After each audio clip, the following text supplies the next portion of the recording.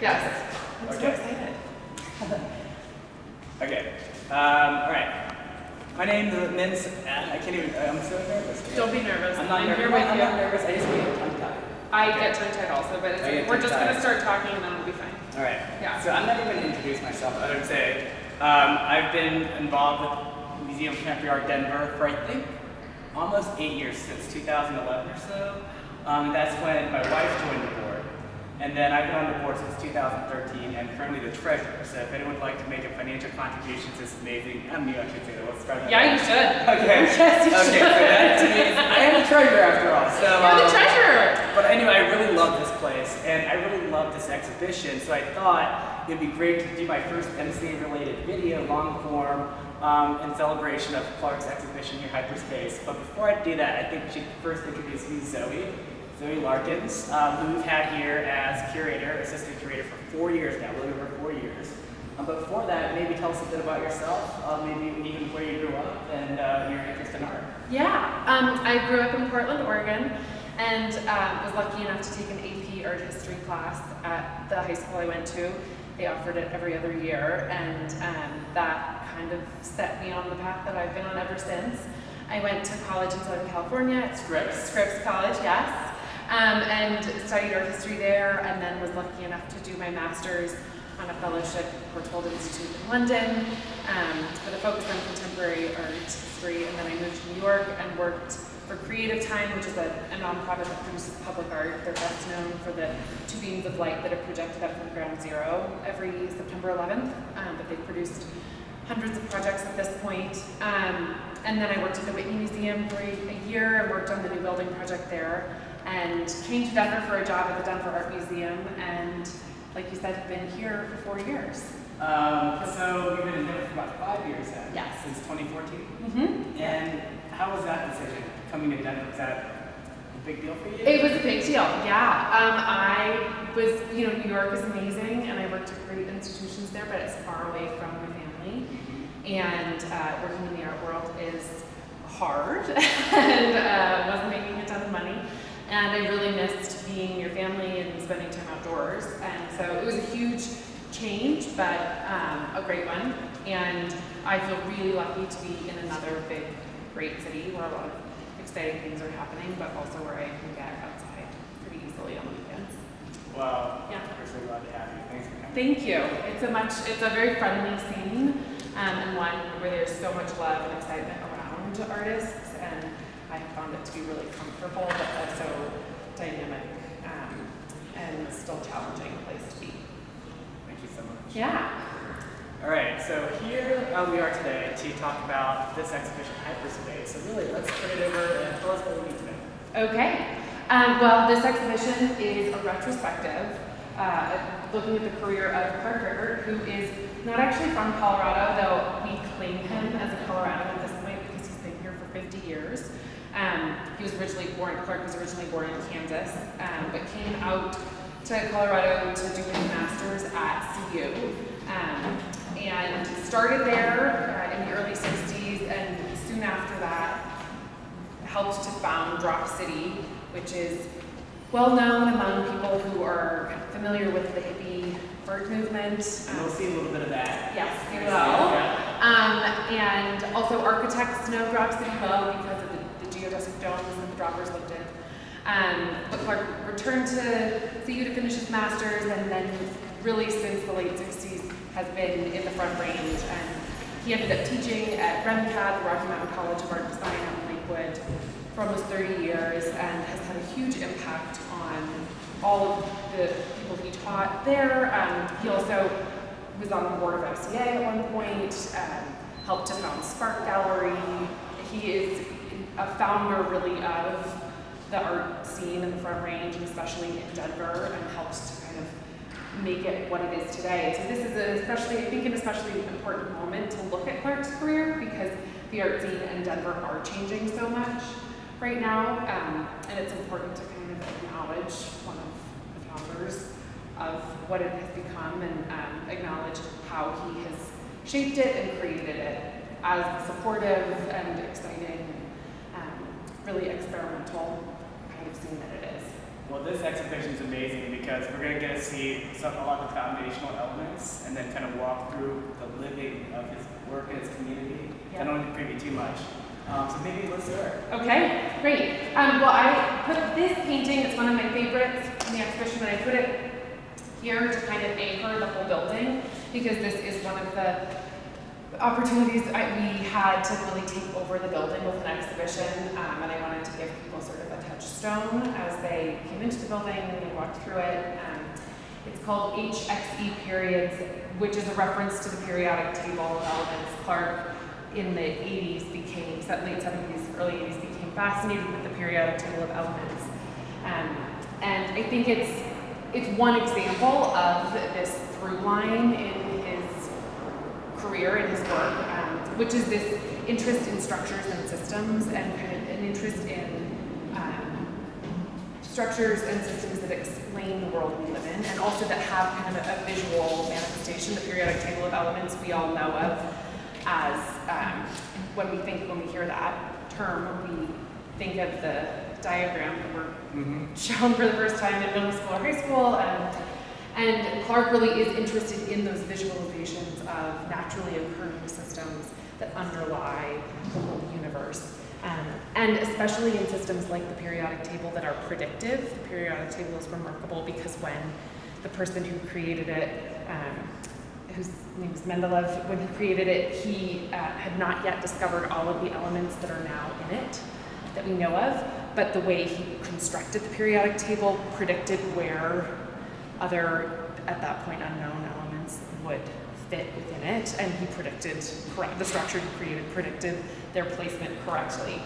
And so Clark, for decades now, has been fascinated by the periodic table, and there are references to that. You can see here is sort of an abstraction of the periodic table, and then here as well.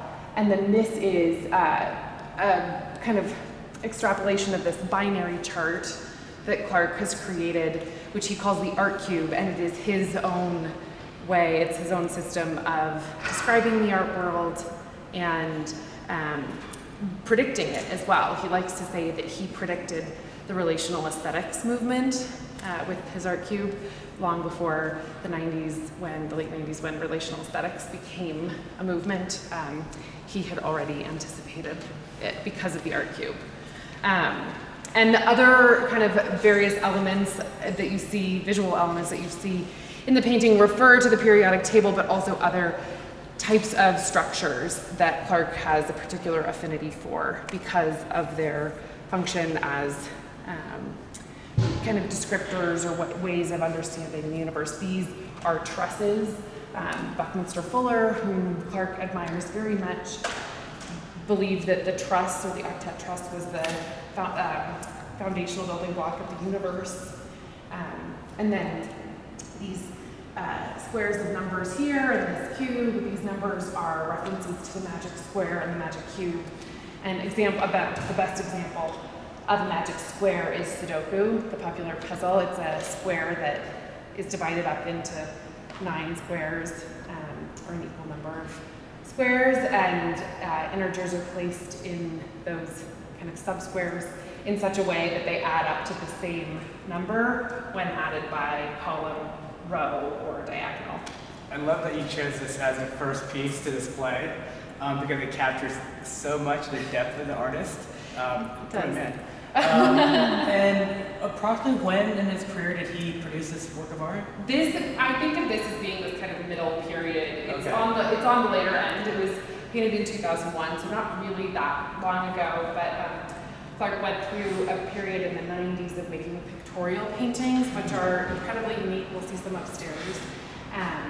And this he made on sort of the tail end of it, but I think it really perfectly synthesizes his kind of dabbling in, I don't know if that's really the best word because it's more intentional than dabbling, but his experimentation with abstraction and with pictorialism and kind of his examination of the tension between the two. So here we see there's this subtle shadow, there's some shading here that gives some of these objects depth, but then there are also these flatter abstract images that sort of just sit on top of what seems to be a flat surface. And so there really is this tension between depth and flatness going on here. Love it. Yeah. Should we head into the first gallery?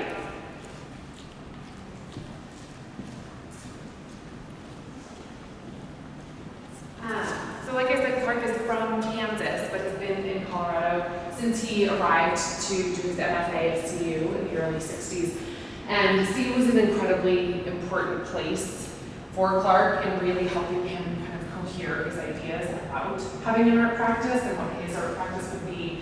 And I wanted to anchor the exhibition at the beginning with CU because I think it kind of helps explain his connection to Colorado as a rival here, and really kind of demonstrates the different seeds, I guess, that kind of grew into the larger garden that is Clark's practice.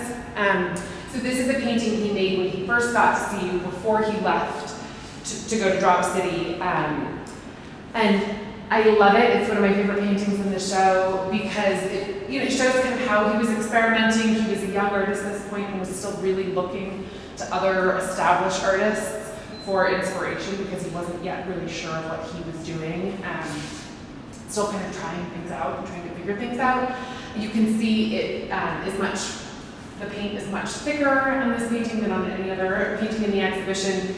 It was painted with oil and with a specific brand of oil paint manufactured by Bay Area Paint Company. Clark, when he got to Colorado, says that it was the first time that he started to look away from New York and artists who were in New York, the abstract expressionists at that point. And he became aware, because people in Colorado were aware of artists working elsewhere in the country, and he looked for the first time to artists who were part of what's called the Bay Area School, and they all used this specific kind of oil paint.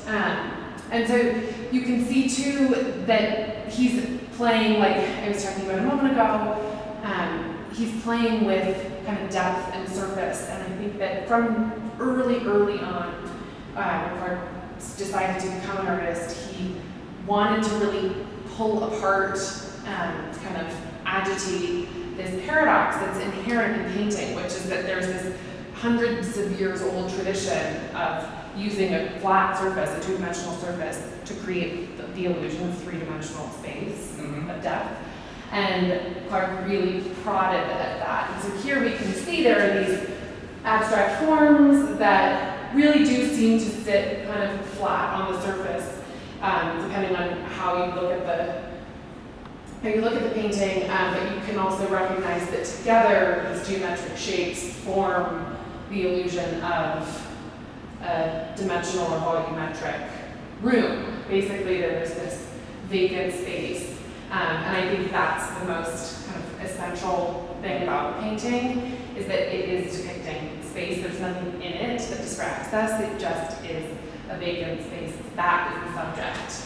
And paradox is a great word because there's so much like tension in this image. Because totally. And it's interesting that you mentioned it's very early on in his career too, because you talk about, again, even the idea that a specific type of paint that he wanted to use to produce a colorific type effect. And then I'm also looking at even the repetition of certain shapes and angles. Totally. And again, to your point, how then he contrasts that with other kind of right angles. And everything here, it's like every trick in the book you can think of to almost force us to contemplate that paradox. Like, this is a flat image. Totally. You're looking at it like, oh yeah. It's totally fine. No, you're absolutely right with the kind of highlighting the devices that artists use, like foreshortening and shadows, and the basic kind of geometric gridding out or structuring of a canvas. He's really calling attention to all of the devices that artists have used for centuries. But he also uses it in a very simplistic way, so right? Yes. Yeah, it's awesome. Totally, I know. I think it's a perfect introduction to the exhibition. And like I said, one of my favorites in the show. So Clark painted this when he first got to CU, and then he left to found Drop City. We'll talk about that in a minute. But he came back to finish his MFA, and worked on a project when he got back for his MFA thesis that is, I think, ostensibly really different from this painting, but at its core it relates quite closely. He, after being at Drop City, and after hearing the famous kind of polymath thinker, philosopher, and inventor Buckminster Fuller speak at the Conference on World Affairs at CU in 1965, Clark became more interested in three-dimensional objects, and sculptural objects really, and the three-dimensional construction of space. And so he decided to fabricate these small plastic tiles. He didn't know when he first thought of the project that they would end up looking like this, but he wanted to create something that would allow him to really demonstrate the relationship between two-dimensional constructions and their corollary in 3 dimensions.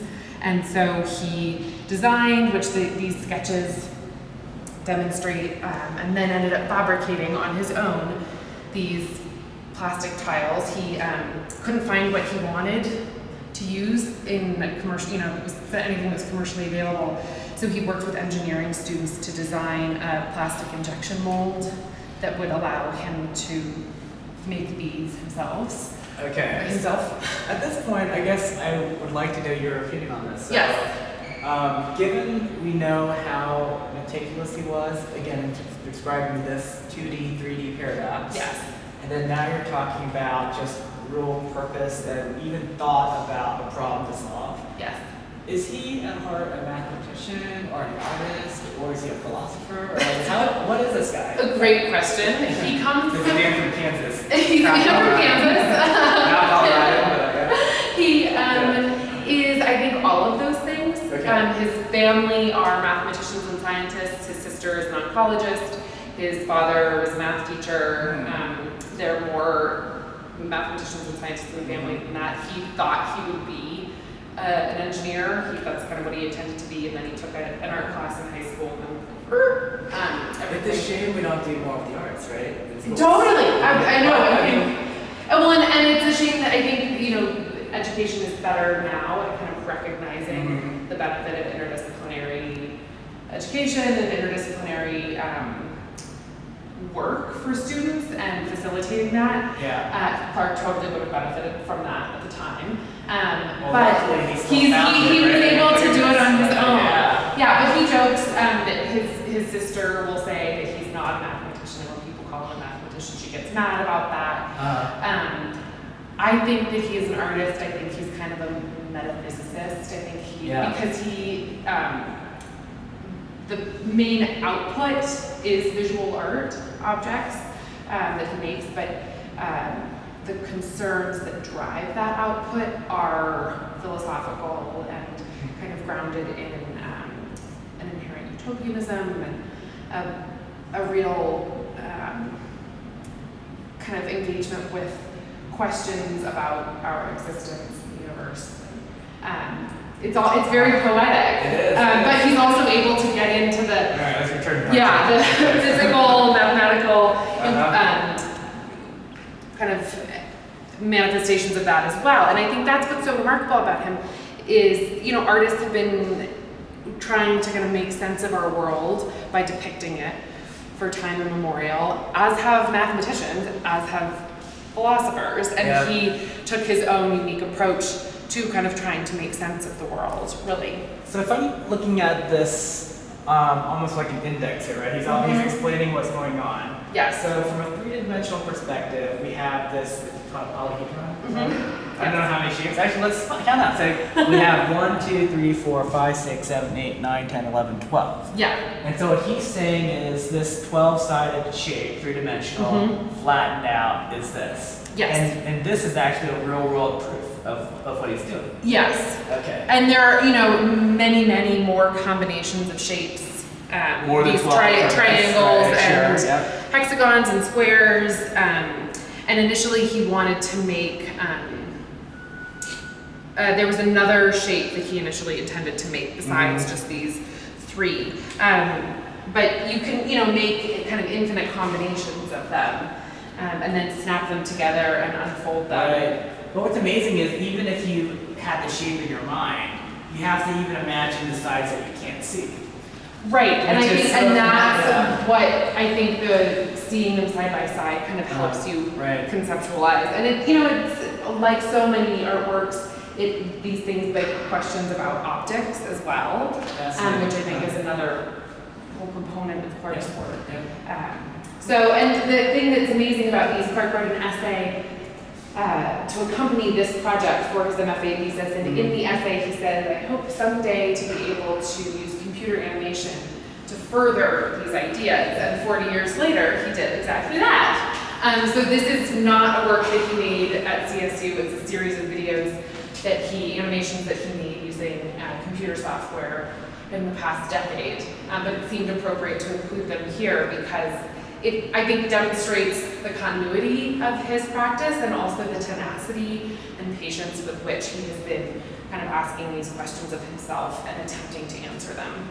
They're really wonderful commentary too in terms of the interplay between human intelligence and computer intelligence in the sense that it is the same but in no way it's accelerated here. Totally. Well, and I think that Clark is similar to Buckminster Fuller in that basically his brain conceived of things before computer technology Amazing. could illustrate it for him. So one of the things that Clark learned from Buckminster Fuller when he speak at CU was about the geodesic dome. And Clark attended Bucky's lecture with a couple of friends, artists who were at CU with him. And they had already bought a piece of land in southern Colorado. They decided that they wanted to kind of leave mainstream post-war American society and live in a more communitarian, egalitarian way. And the land they bought was just outside of Trinidad, Colorado, which, depending on the route you take, you pass on the way to Santa Fe. And after hearing Fuller speak, they decided that the structures that they would build and live and work in would be geodesic domes. Fuller invented the structure with help from his students when he was teaching at Black Mountain College in North Carolina, and it's an incredible, Fuller was obsessed with efficiency. That was really one of the driving ideas of his life's work. And the geodesic dome is an incredibly efficient structure. It's very, very lightweight and can be scaled up almost infinitely because of how robust it is while using lightweight and often very inexpensive materials. So the droppers, as they call themselves, decided to build geodesic domes, and they did so using mostly scrap material, mostly metal from wrecked cars that they bought for pennies, basically. And the people ask about the name Drop City quite often because Drop City, was founded in the 60s and was it still is identified with the hippie movement. People kind of assume that it refers to dropping out or dropping acid. In fact, Clark says that it refers to a type of artwork he and the other founders were making at the time called drop art.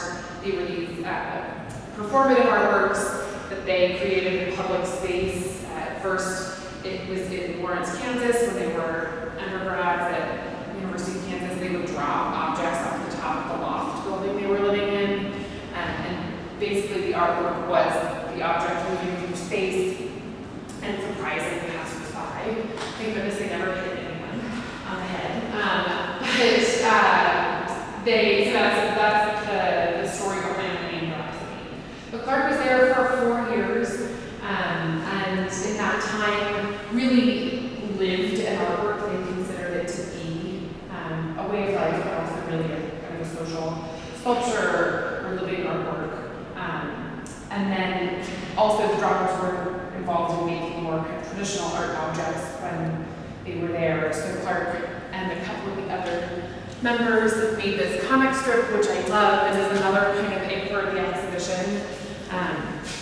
It's called Being Bag, and it tells the story in a very loose or convoluted way of two characters who are attempting to save the human race and enlighten the human race, and in doing so, they leave and go to another realm, which is like kind of a higher dimensional existence. And they find truth, or enlightenment, and then they return to real or three-dimensional life and share what they have learned with humanity. And you can see just in the illustrations, there are these kind of, I think, almost like visual puns about dimensionality. You can see that they're playing with ideas of dimensionality and representation of it here. This kind of extension of, in a very simple graphic way, but this explosion of space. One of the characters is depicted as looking, he's very flat. This guy you see over here who has a face that looks like Salvador Dali, sort of, and then this body that sort of wiggles behind him like a piece of cardboard in space. And I think it's not a coincidence that these figures look sort of like Dali. There's this one, and then there's this figure has a mustache that's sort of like Dali's, because Dali was also famously very interested in the possibility of higher dimensions. And how did you find these works? And I know this may be more part of the curatorial process, is what you do, but yeah, how did one, maybe in general, how did you select this library? And then maybe how did you find these? Yeah, it was a long and kind of surprising process. Mark is an artist who has not kept the most meticulous records. And so throughout the process of working on the exhibition,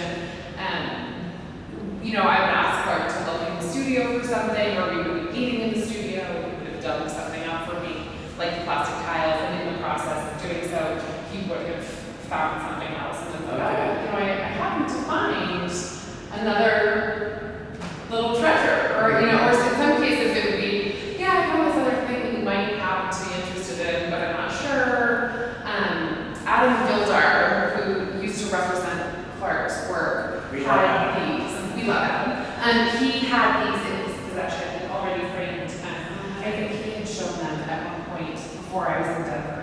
And I don't think that it had occurred to Clark how well these connected to the way in which I was thinking about the exhibition. And so he hadn't emphasized including them when he was talking about what was available. Then when I finally got high-res images of them, I was able to read the text, and it kind of clicked for me. The narrative that the comic book tells is very similar to a novella that is considered a conceptual text in the discourse about hyperspace, which is the 19th century literature that exists about the possibility of a hyperspatial dimension, which is crazy.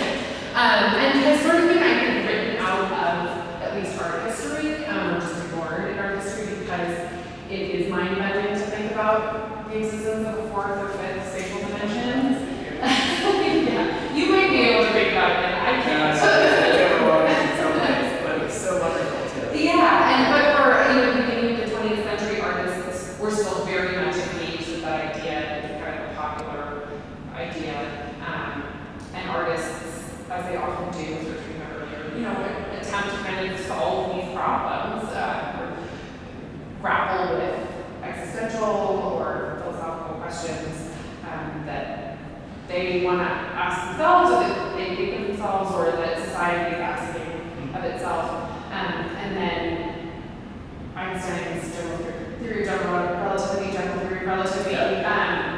said that basically, you know, total oversimplification, said that time is the fourth dimension, and because it still is a lot easier to comprehend than the fourth spatial dimension, right. It basically rendered the question of higher spatial dimensions moot. And so this whole narrative was addressed. I'm really excited about this. Yeah, and so these are just another example. These are black light posters and the paintings that Clark made for them, that Clark made when he was at Drow City. They're, I think, Dropping? yeah. Clark denies that it was dropping. But they definitely were purchased by people who were partaking in the psychedelic hippie experience. Clark likes to joke that these posters are the works of his on which he has made the most money. And he was able, when he was making them and selling the designs to this poster distribution company in New York called Third Eye, he was able to contribute a lot to the operating costs of Drop City. The colors are so vibrant, and the materials, can you tell us about? So it's day glow paint, which was used by a lot of artists who made work for, as part of kind of the psychedelic hippie art moment. A lot of rock and roll posters were made using day glow paint, and then the silk screen ink was able to kind of emulate the day glow color. 1968. Yes. I think anybody could guess the year.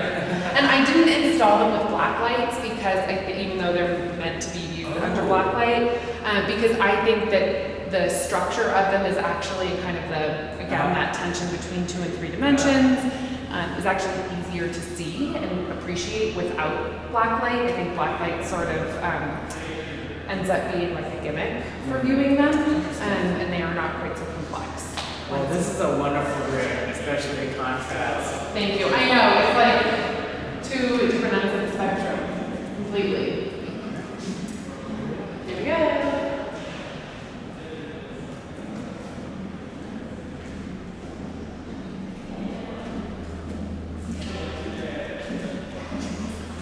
Oh my gosh, it's so fun, man. I love it. It's so fun. Yeah, it's such a treat.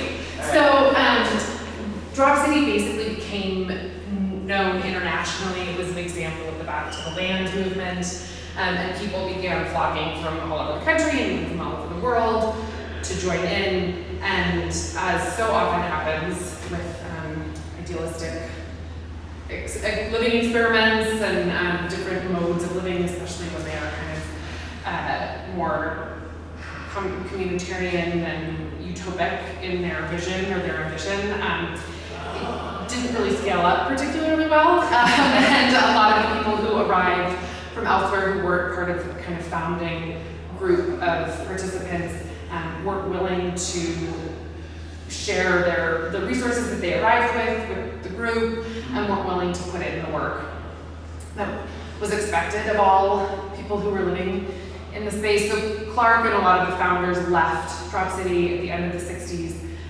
Clark returned to Boulder and, as I said earlier, re-enrolled at CU to finish his MFA. And it was there in Boulder and while he was doing his MFA that his interest in pattern and structure and kind of underlying organic systems really emerged. And he and the other co-founders of Drop City reconvened under the auspices of what they called crisscross art communications, or just crisscross.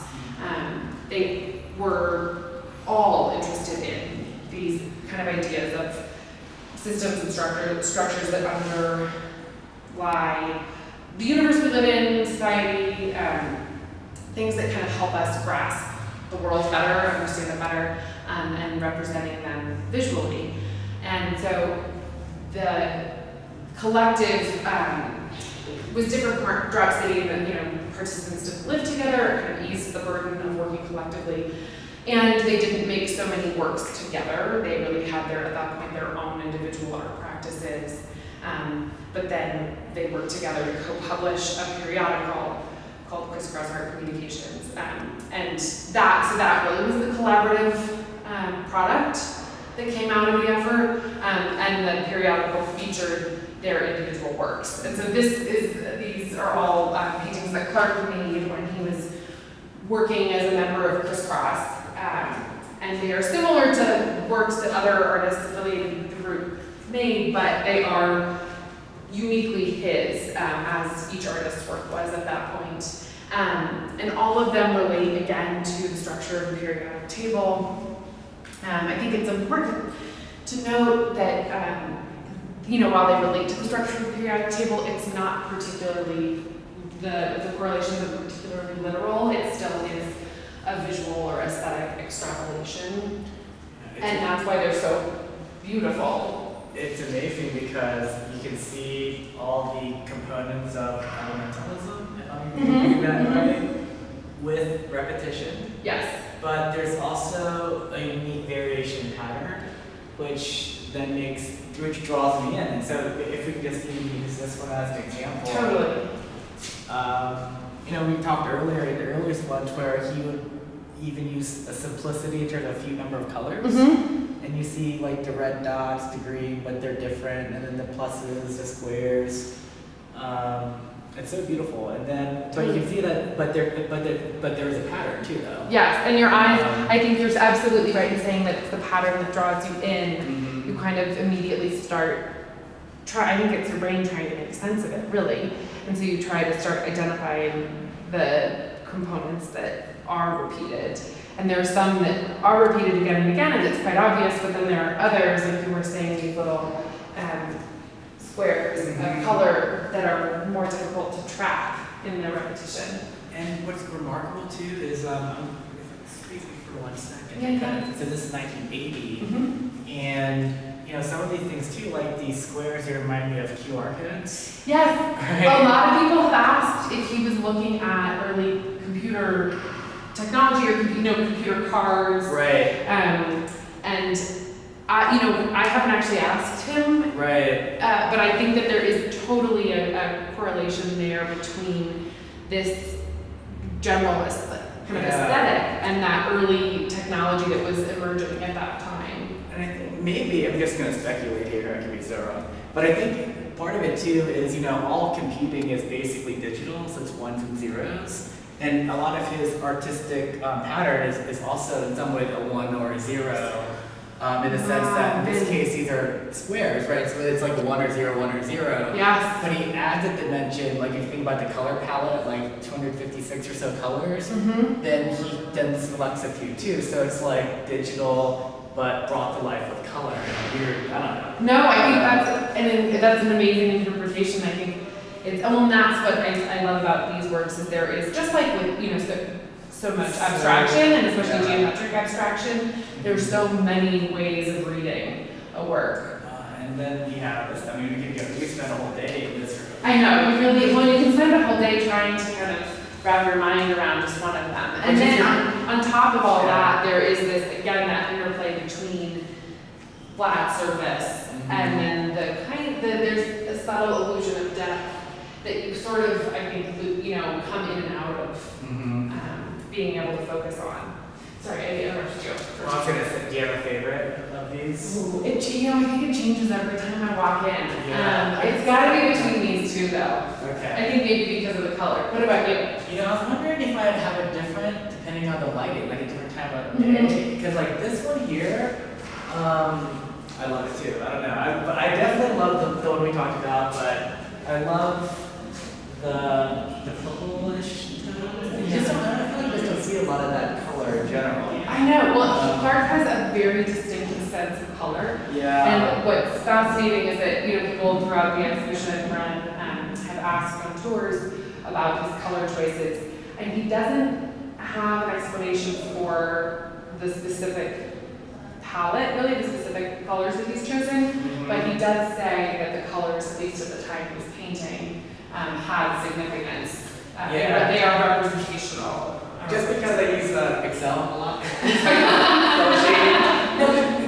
So you like the green? Well, I do. I love it all, but it reminds me of like when you pull that down and you look at the colors. They're actually very. They're spaced, right, in terms of shades and tones. Yes. And so again here, I don't know exactly what it is, but I feel like again he's also very intentional with his the adjacency of color. No, I think the comparison to Excel is brilliant because that's exactly how he was using color when he was making these. Just like we might use it in making a graph or spreadsheet, or how Excel does that for us. Oh, I love it. I know. They're amazing. And what's so crazy is, that he doesn't use tape. He doesn't? He does not use tape. He does stencil out works like this that is complex with a pencil, or sometimes he'll use a projector to project an image, but he is able to paint very, very straight lines without using tape. Well, I guess if you unfold like an 89 shape polyhedron in your mind, you probably Okay, we can go upstairs. I hope I'm not taking too long. You're okay? Great.